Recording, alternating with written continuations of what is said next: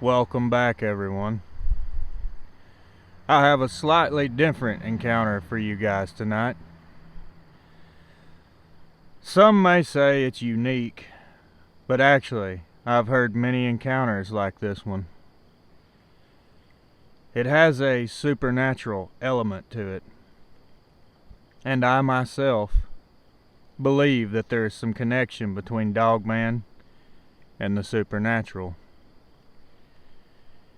This encounter may be controversial, but I've had it for over a month now, and I could not decide if I was going to upload it. This one really digs deep under my skin and, honestly, terrifies me. So, I'm going to share it with y'all. I hope you can respect and enjoy it as much as I did. Moving forward, I'm going to give you guys as much information as I can without jeopardizing the individual's identity. I'm not so concerned with locations. I think locations are important, as they inform you listeners of areas where these creatures have been seen. Before I begin, hit that like button like it owes you money. Don't forget to share as well. These things help the channel to grow and reach more people. And consider subscribing if you're not already, and hit the notification bell so you'll be aware of any future uploads, as I don't have a schedule. My uploads are completely random. Now, grab a drink, lock your doors and windows, hit the lights, and let's get started. I've told this story a few times, but I don't think I've ever convinced anyone to believe it.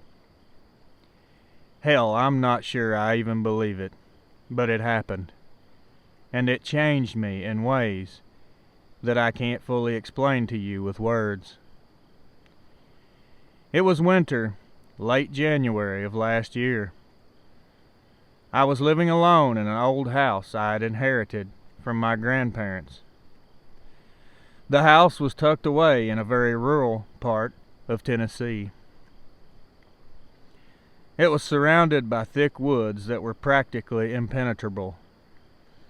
The isolation was nice at first. In fact, I loved the solitude, the peace and quiet. But that night, I would give anything if I had been somewhere else, anywhere else. I had just finished up some late work. It was probably around 1 a.m. and I was settling into bed. The cold winter winds were howling outside, the kind of wind that makes the house creak and groan as if it's alive. I had a fire going in the old stone fireplace, and the sounds of the crackling logs was the only thing that kept the wind from driving me completely mad. I was just about to drift off when I heard a sound that was startling and very unexpected. A knock. It was so faint at first that I thought it may have just been the wind. I listened for a second. Then I heard it again, louder the second time. Someone was at my front door. I sat up in bed and got nervous. Nobody ever came to the house that late, especially not in the dead of winter when the roads were slick and covered with snow. I wasn't expecting anyone, and no one should have been out there. But the knock came a third time, a slow, deliberate knock. I grabbed a flashlight that I kept on my nightstand and made my way downstairs. My inner voice was begging me to just ignore it, to stay in bed and pretend I hadn't heard a thing. But the knocking continued and was impossible to ignore. As I reached the front door, I hesitated, listening. The wind was still roaring outside, but I could slightly hear something else, a soft sound, almost like someone was humming. It was a low, gravelly hum that did not in any way sound human. My skin prickled, and I could feel the cold seeping through the door as if something on the other side was drawing all the warmth out of the house. I tried to look through the peephole, but was met with darkness. The porch light wasn't working, but there was definitely someone out there. The knocking came again, startling me. It rattled the entire wall this time, it was so hard. Looking back, hindsight is 20/20, people say. I should have called the police. I should have stayed inside and waited for help. But I was too curious, too stupid. I unlocked the door and barely cracked it open, just enough to shine the flashlight through. The wind hit me like a train, but I saw not a soul on my porch. No one in the yard. Just the dark outline of the tree line. And it was now snowing. But then I noticed something that nearly gave me a heart attack. In the snow just beyond the porch, there were tracks. I had never before saw tracks like these. They were absolutely huge, easily twice the size of a human foot. But the shape was weird. The tracks were elongated, with what looked like claws at the end, and they sank deep in the snow like whatever had made them had to be very heavy. There were no random drag marks like you would get from an animal moving through the snow. Whatever made these tracks had walked with precision and made very careful steps. They appeared also to be canine. The humming sound returned and was a lot louder than before, more distinct, and I could tell it was coming from the trees. My heart was in my throat as I strained to see into the woods, but I could barely make anything out, it was so dark. As my eyes began to adjust, that's when I saw it.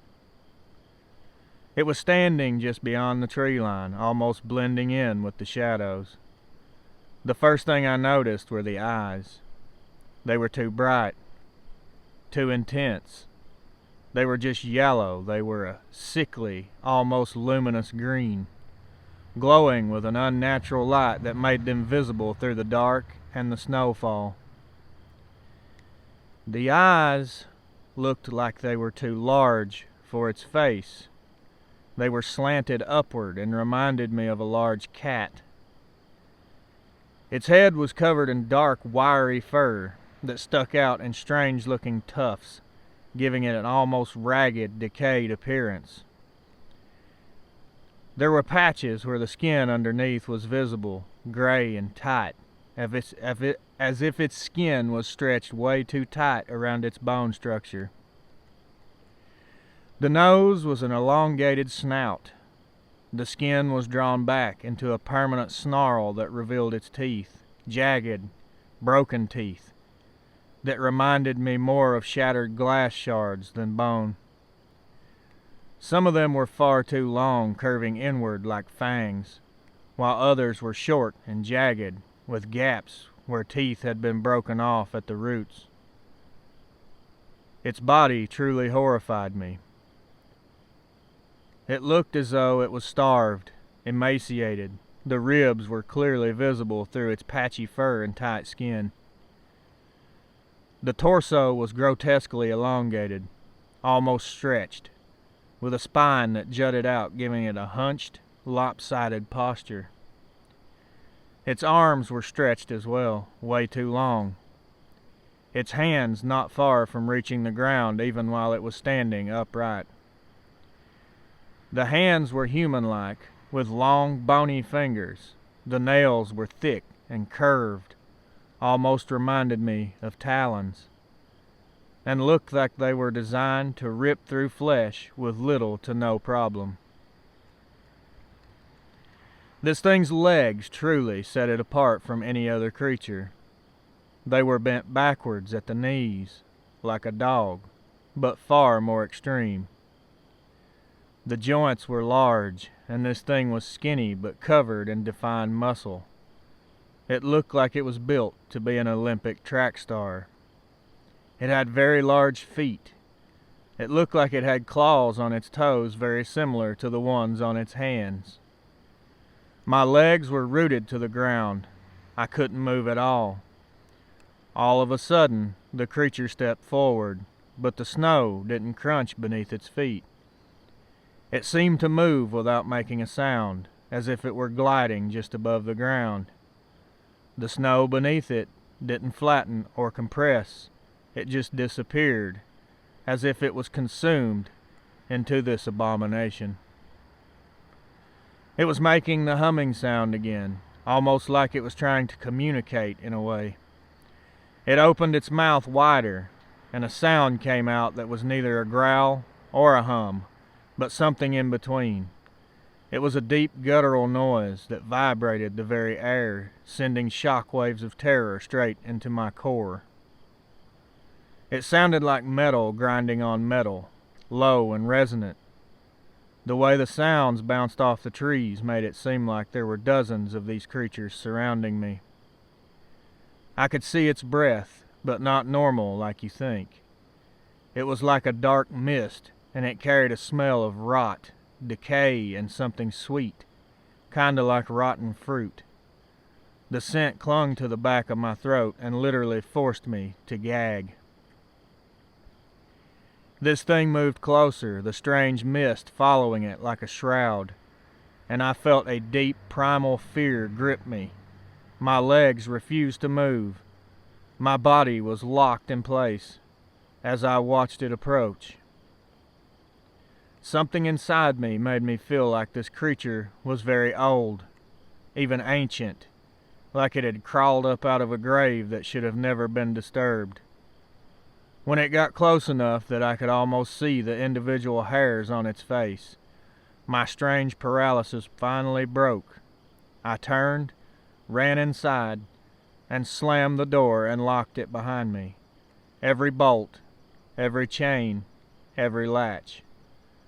The scratching started almost immediately. It was slowly dragging its claws on the wooden door. The reality of my situation finally hit me full force, and I realized to my horror, this door will not hold this thing if it truly wants to get in. I was shaking while backing away. Then the scratching stopped. Then the humming started again. It was like a twisted attempt to speak. It was right outside the door.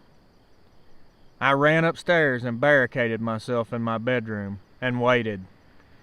The humming went on for hours, long after the morning light crept in the windows. Only when the sun was fully up did it finally stop. I heard the humming slowly fade as it moved back into the woods. I didn't wait around to see if it would come back. By noon, I had packed everything that I could fit into my car, and I left. I didn't stop until I reached the nearest town. I've never returned to that property, and I never will. I went through a realtor and sold the entire place. That thing, whatever it was, is still out there, I'm sure of it. And I know it remembers me because I damn sure remember it. I thought for a long time that I had encountered some kind of ancient werewolf type creature. But after recently online looking for answers, I found a lot of information that matches what I encountered. Dogman. I saw a dogman. There are a lot of debates on this creature being physical or spiritual. If you want my opinion, I think it is both. I don't know if these things are interdimensional, if they can travel through portals. I have no clue. The only thing I can confidently tell you, they are real, they are big, they are terrifying, and they love to scare the hell out of you. What shocks me the most about these things is there are actual people that are crazy enough to go out looking for these creatures. If and when you finally cross paths with one, you will wholeheartedly regret seeking it out. I can almost guarantee you that. That's my crazy encounter. Whoever wants to laugh, go ahead, knock yourself out.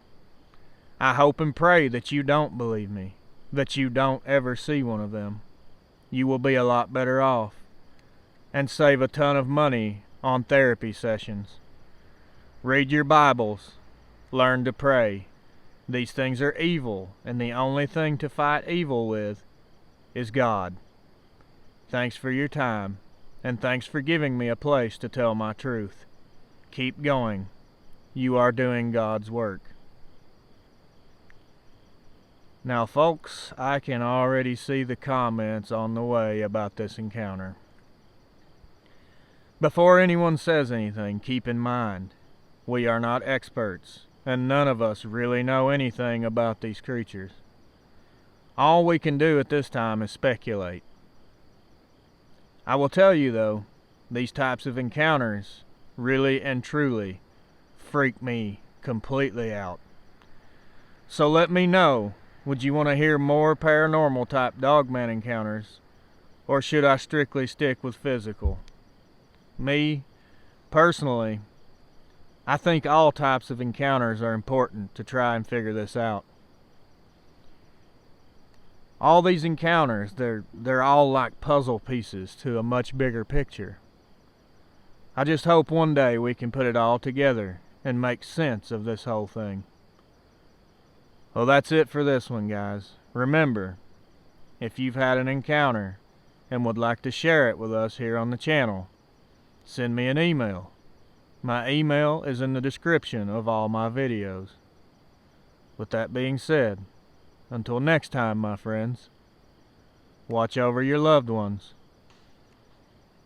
Keep your head on a swivel. And as always, good night.